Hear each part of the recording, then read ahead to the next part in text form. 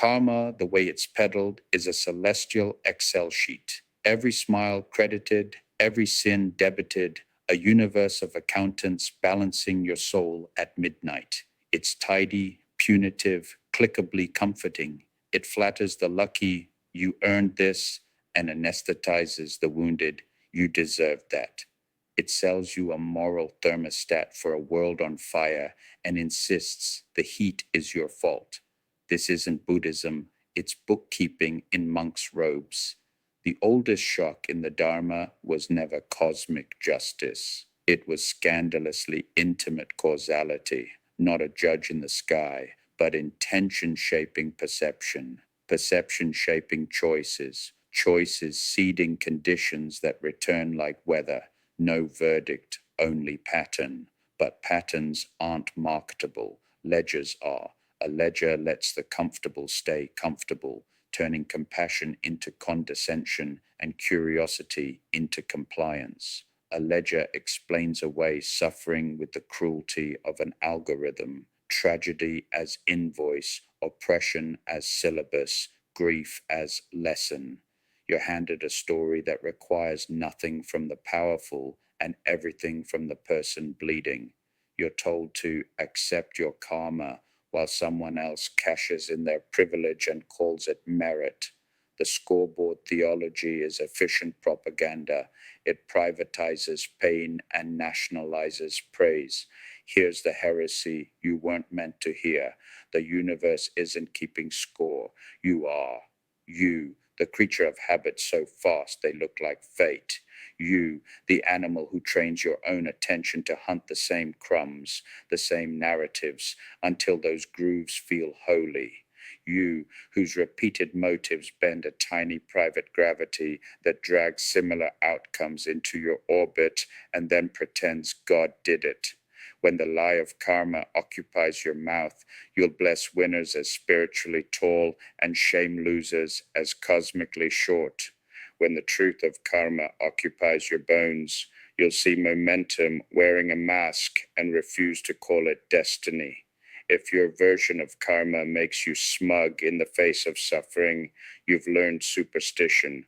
If it makes you terrified of every thought, you've learned neurosis. If it turns injustice into a metaphysical fairy tale that absolves institutions and indicts the injured, you've learned politics within sense. Tonight, I'm not fixing your beliefs. I'm detonating your comfort. Burn the ledger. Keep the law, the impersonal law of patterns that couldn't care less about your spiritual brand.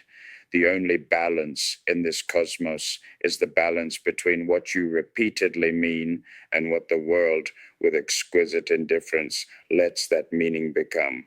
If you want karma to be cute, close this. If you want it to be true, keep reading and let the scoreboard die. The lie didn't descend from a cloud. It accreted like plaque. Buddhism emerged in a subcontinent already saturated with theories of cosmic recompense. Into that obsession, the Buddha dropped a blade called cetana, intention, as the engine of becoming. He aimed it at craving and delusion, not at social ranking. Then empires rose, kingdoms consolidated, monasteries needed patrons, and philosophy did what philosophy always does under payroll. It learned to flatter power. Karma slid from a diagnosis of habit into a theology of deserts. If you were high-born, your comfort proved merit. If you were low-born, your hunger proved guilt. One doctrine, two conveniences, hierarchy with a halo, pity with a sermon. Ritual helped. When metaphysics gets foggy, ritual gives you handles, but handles become handcuffs when they pretend to sway an indifferent law. Offerings, mantras, and merit points, the economy of piety, grew around a terror that suffering means you've angered an invisible bureaucracy and happiness means you've filled out the right forms. The lie modernized easily, swapped temples for self-help, incense for hashtags, sutras for swipeable quotes, and you have the same machinery, a spiritualized meritocracy where manifesting wealth becomes proof you're morally luminous and poverty becomes user error. Add a dash of pseudoscience, frequency, vibrations, and karma's ledger merges with an influencer spreadsheet. The genius of the forged ledger is structural. It privatizes failure and universalizes praise. It converts historical wounds into private morality tales and drops a velvet curtain over the stagehands, colonial theft, caste scripts, predatory markets, algorithmic bias. The ledger tells you to seek better thoughts while your landlord raises rent and your boss raises targets. The ledger instructs you to sanitize your language while the pipeline poisons your water. The ledger invites an injured woman to call her pain lesson, a crushed worker to call his exploitation past life debt, a grieving parent to call their mourning attachment. The blade aimed at delusion became a baton that beats the same backs gently. Doctrines mutate where they're rewarded. Priests, brands, and teachers who market karma as scoreboard enjoy predictable revenue. Absolutions to sell, badges to award, guilt to curate, innocence to certify. The truth of karma, pattern without judge, offers no such product line. It can't be gamed, and so it can't be monetized at scale. That's why the ledger had to be forged. It is the only version that can be packaged as comfort for the winners and penance for the rest.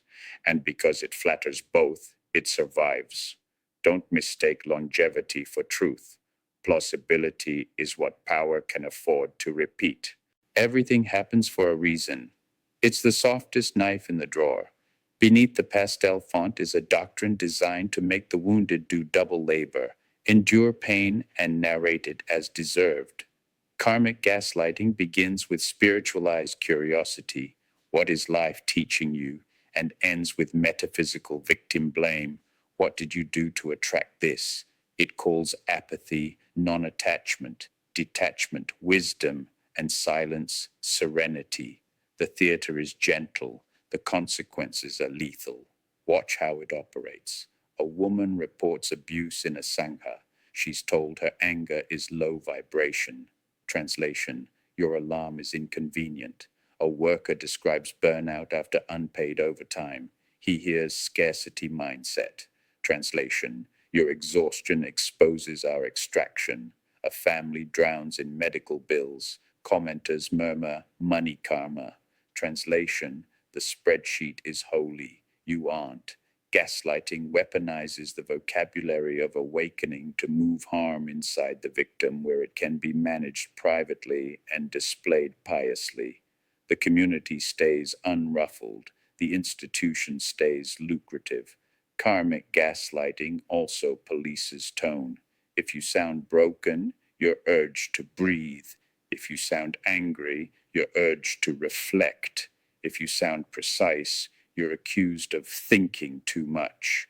The goal is not your healing. It's the maintenance of an atmosphere in which difficult facts feel impolite. The lie needs candles, not evidence. It craves testimonials, not data. It adores open hearts as long as they remain closed mouths. Even grief is conscripted. Mourning is retitled attachment to form, and the community ladles syrup over a crater. How convenient for those who benefit from your fast forgiveness. How convenient for those who harmed you accidentally or not to baptize their exit with a quote about impermanence. The first noble truth asked you to see suffering, not decorate it. The ledger asked you to reframe it until the room could nap again. If karma makes you polite where truth would make you loud, you've been drafted into a choir for the comfortable. Compassion that cannot confront is cosmetic. Mercy that cannot name is marketing. And any doctrine that trains the injured to tidy the stage while the play continues unchanged is not a path. It's a pageant. If your compassion never costs you status, it's customer service. If your peace requires other people's silence, it's not peace. It's hush money with mantras. The punishment fantasy is theatrical.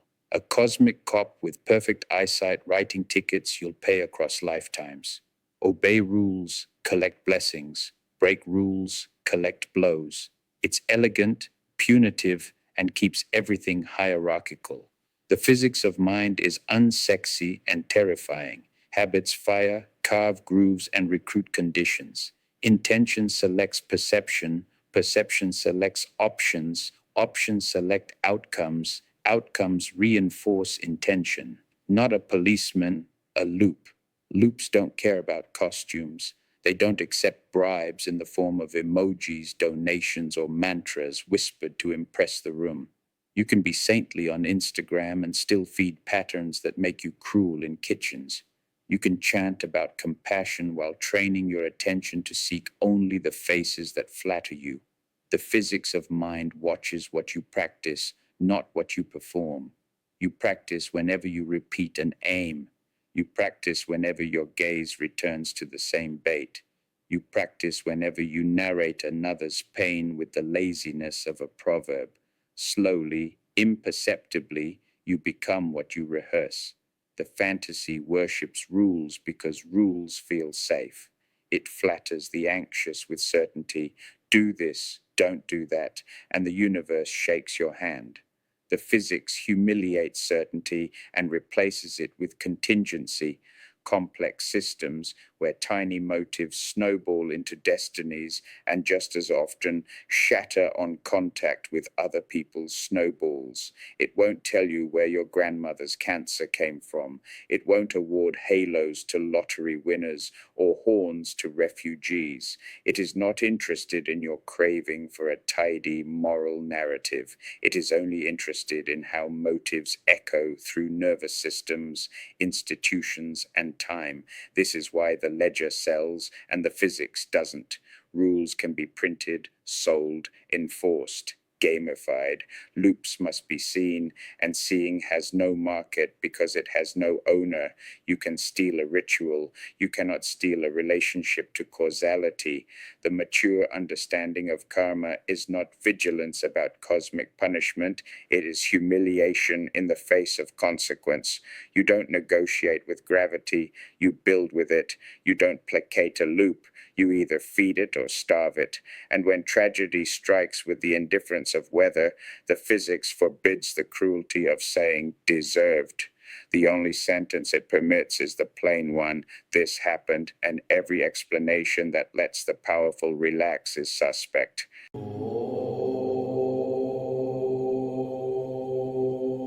Write your questions in the comments. You give me a like and a follow. I'll give you an answer.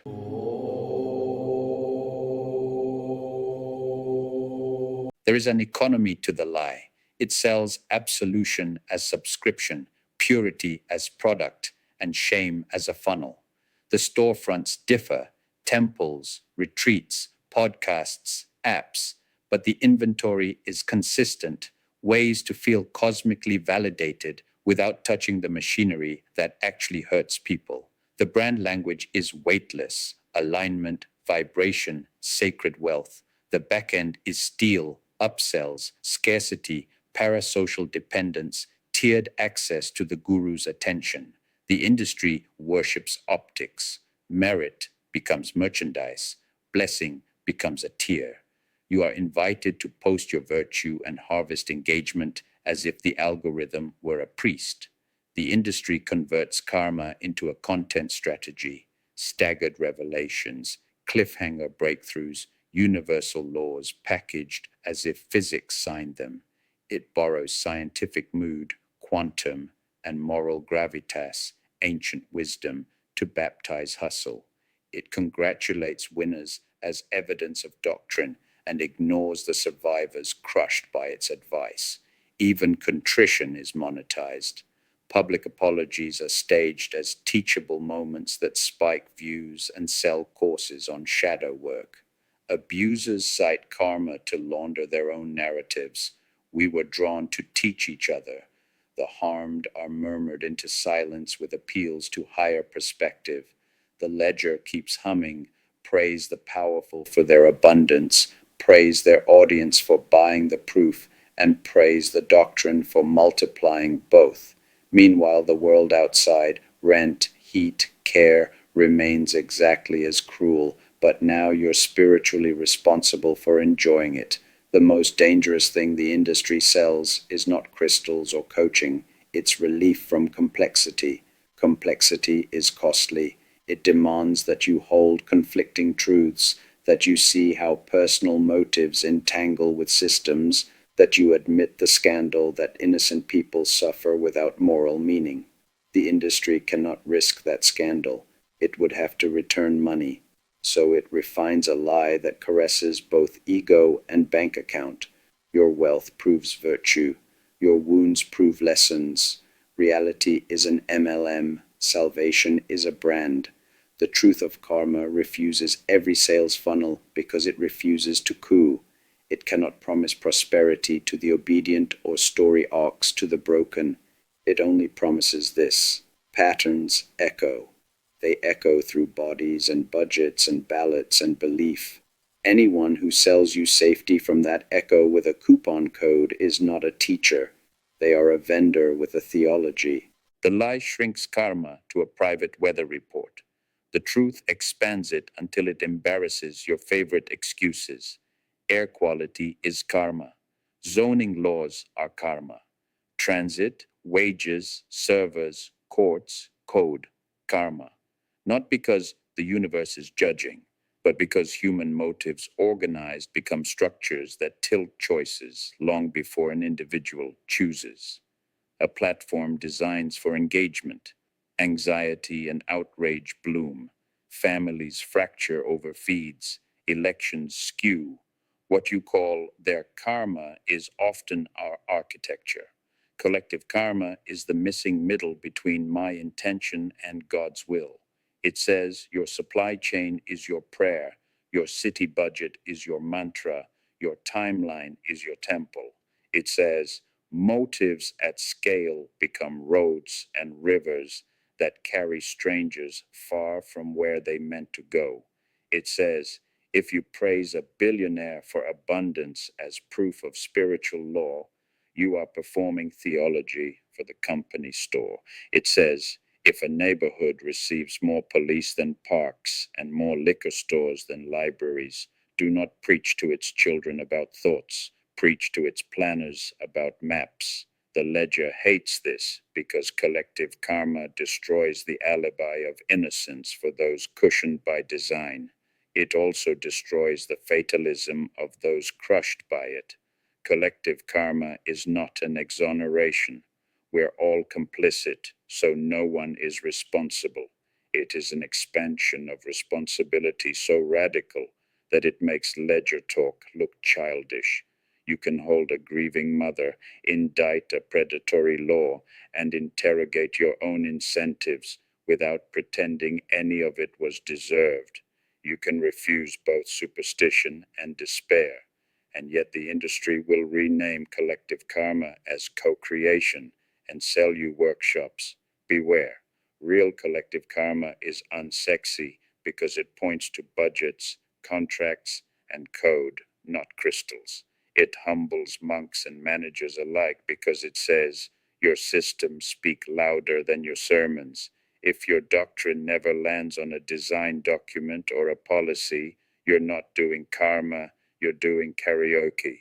The world does not change because we hum at it. It changes because patterns embodied in institutions are confronted by patterns embodied in people who refuse to chant while the gears grind.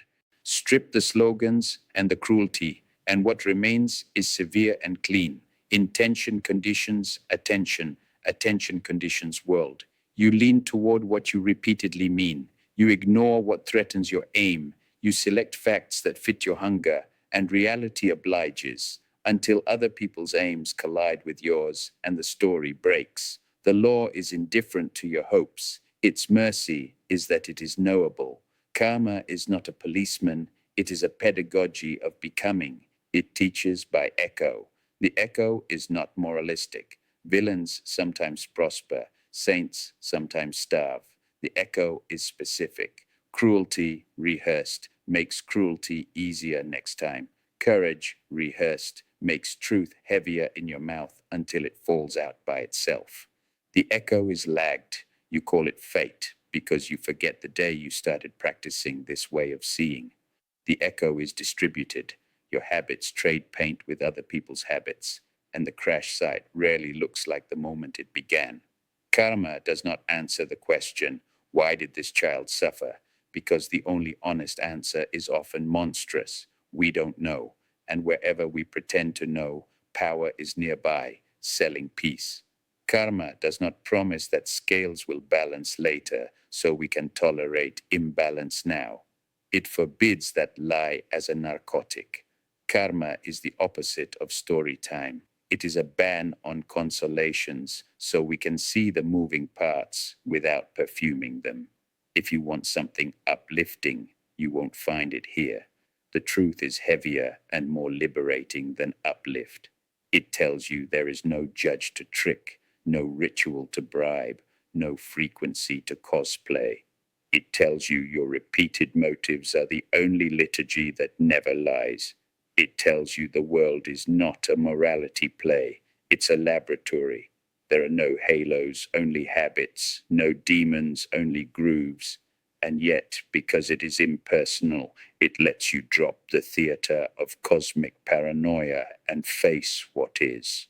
The scandal that everything you feed grows, including the parts of you that could love better or harm less, and the scandal that even if you perfect your private motives, the world remains wild and other people remain free. If your karma talk has ever made you smaller, more obedient, more eager to judge the broken, more allergic to complexity, throw it out. If it ever turned your neighbor's grief into your opportunity to sound enlightened, throw it out faster. If it ever let a leader escape scrutiny while the room hummed about acceptance, light a match and hold it to the words. The ledger is a prop.